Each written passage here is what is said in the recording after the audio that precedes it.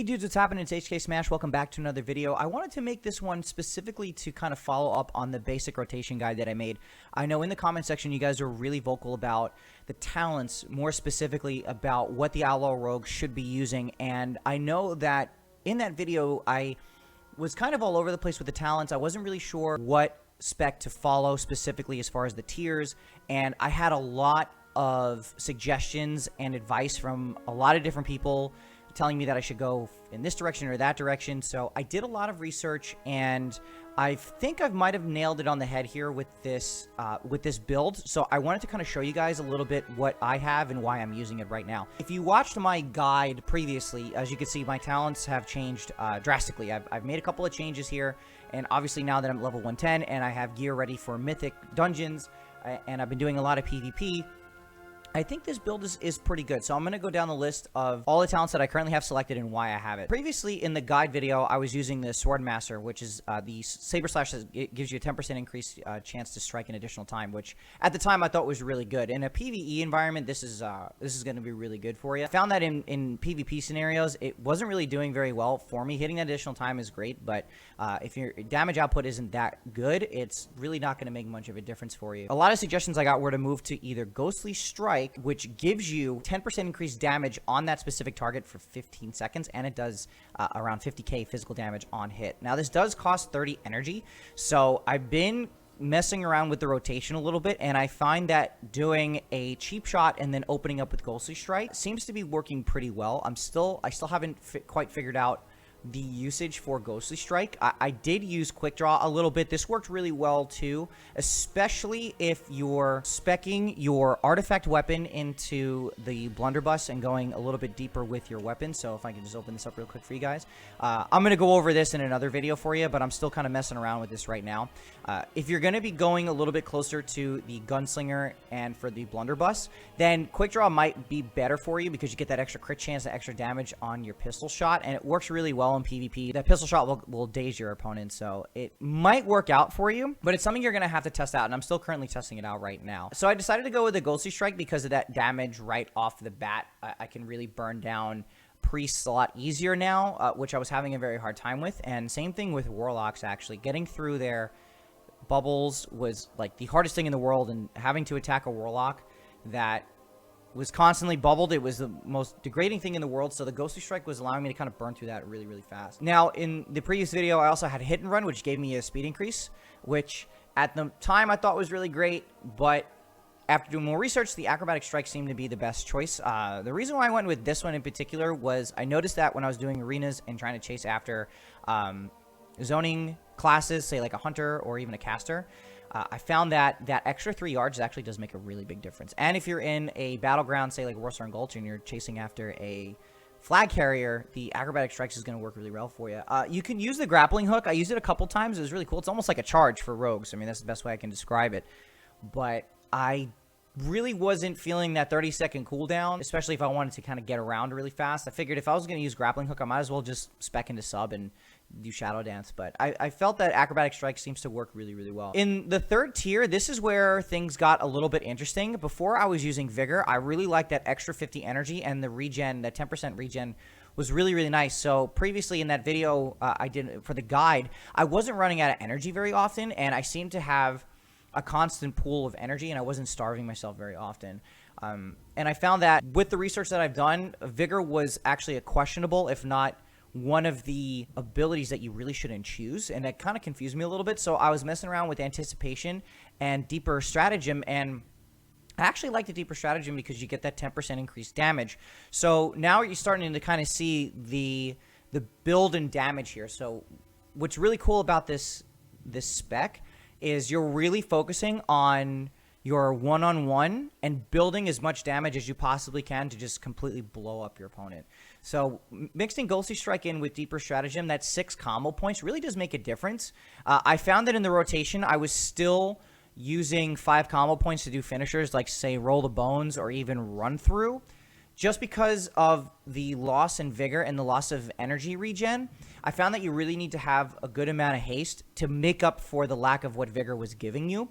So the Deeper Stratagem was really good because by the time I was blowing through my opponents, I was getting my energy back So I'm still kind of testing it out, but I feel like this is going to be the one I'm going to stick with moving forward. Now, going on to tier 4, I had Spec out of Iron Stomach. I really liked that in the beginning because of the survivability of having that 30% increase for the healing potions and the health stones and getting all that extra healing back. I was using this really early on, say like around 75% health. I was popping my Crimson Vial, and I was getting all my health back and dodging and using parry. So one-on-one with like a warrior was a little bit easier for me. Running around with a healer in BGs, which I know isn't very common for a lot of people, I was kind of taking a risk and wanted to spec out of it. I felt like maybe this was something more for a situation in PvE. You don't lose Crimson Vial if you spec out of it. This is just going to give you a health increase.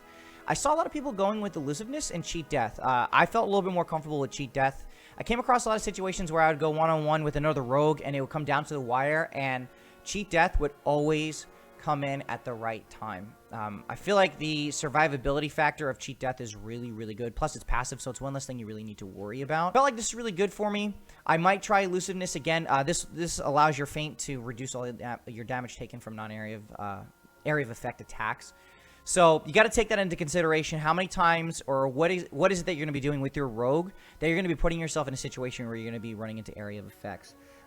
In arenas, I really don't see that being very common, so I think Cheat Death is going to win in this scenario. But I feel like you could still use Elusiveness in certain scenarios, but it's something you're going to have to determine. So going into the next tier, I decided to stick with Prey on the Weak. I really like this passive ability. I like getting that 10% increased damage from all sources after Cheap Shot. I am most of the time opening up with Cheap Shot unless the opponent's already stunned or locked out. I like to just, in that case, use an ambush or just open up with a Ghostly Strike if I'm not in stealth. But having that extra damage increase on the start is really, really good.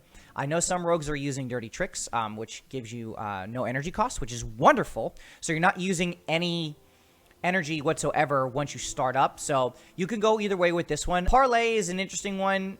I haven't really tried it out. I'm not really interested in actually trying it. I feel like for PvP, I don't think this is going to be really a great option for you. You really want to focus on getting as much damage out as you possibly can. I think it really depends on how you feel with your energy consumption. If you're running out of energy really fast, especially on the start, then maybe Dirty Tricks will be good for you. I still like the damage in Prey on the Weak. Plus, as you go along and get better gear, you're going to increase your haste, which is going to give you more energy regen.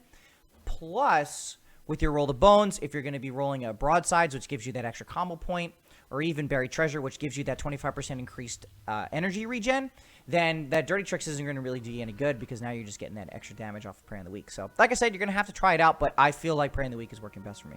Okay, so going into the next tier, I actually moved out of Killing Spree. I really like Killing Spree, especially in a PvE scenario. I found that while I was leveling up and going through all the mobs and just trying to take as many as I can, I would pop Blade Flurry and do Killing Spree, and it would be really, really awesome. It would increase my damage really, really high. And sometimes in PvP, it worked really well when I wanted to finish off an opponent. But I felt that maybe I was really missing out on that extra damage, considering there's a 2-minute cooldown on Killing Spree. With Roll the Bones, you guys know I'm a big fan of Roll the Bones. You know, sometimes when you do roll, you can get some combat traits that will allow you to do your finishing moves that will decrease the cooldown of your global cooldown abilities, such as Killing Spree. So you could still use Killing Spree, but you also have to take into consideration you have to roll the bones and get the correct roll. You need to make sure you have enough energy to continue to spam your finishers to get that cooldown to happen, or you can then use Curse of the Dreadblades, which will give you all your combo points on hit.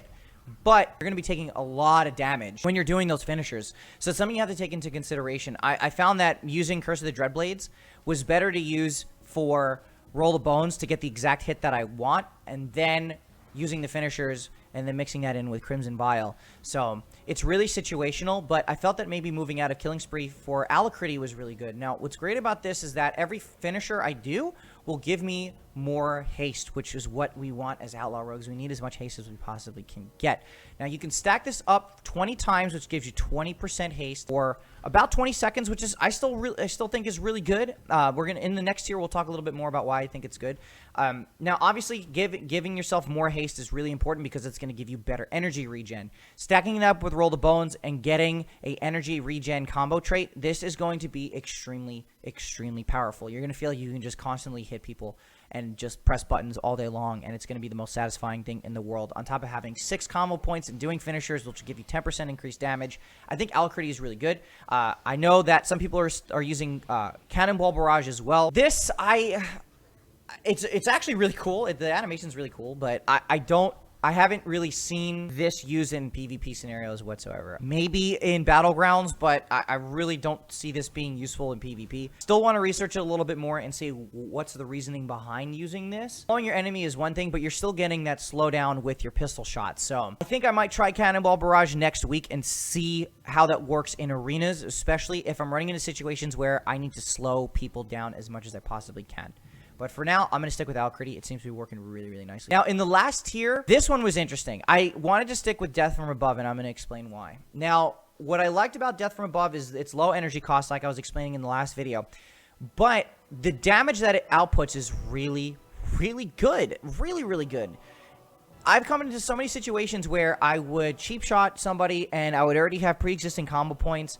And, oh my god, Death from Above, I can get about a 1 million crits, sometimes more. Such an awesome feeling hitting that kind of damage on somebody, and it feels like you're almost one-shotting somebody. So I decided to stick with Death from Above. I know some people are using Marked for Death. This is still really good. You don't get me wrong. This could be used for a lot of different things. You can use Marked for Death and then open up with a finisher and get your Alacrity to pop. You can use Roll the Bones, which is still really good. There's a lot of different uses for Marked for Death. It's got a 1-minute cooldown, which is good. And of course, if you kill your enemy, that cooldown resets. So you can use it a lot. And I think maybe using Marked for Death in anticipation, these guys will stack really well with each other.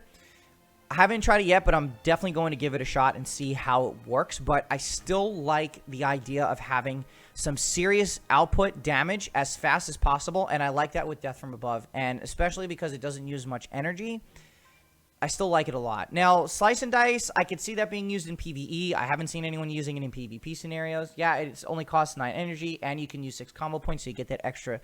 42 seconds is a long time to have 100% increased haste.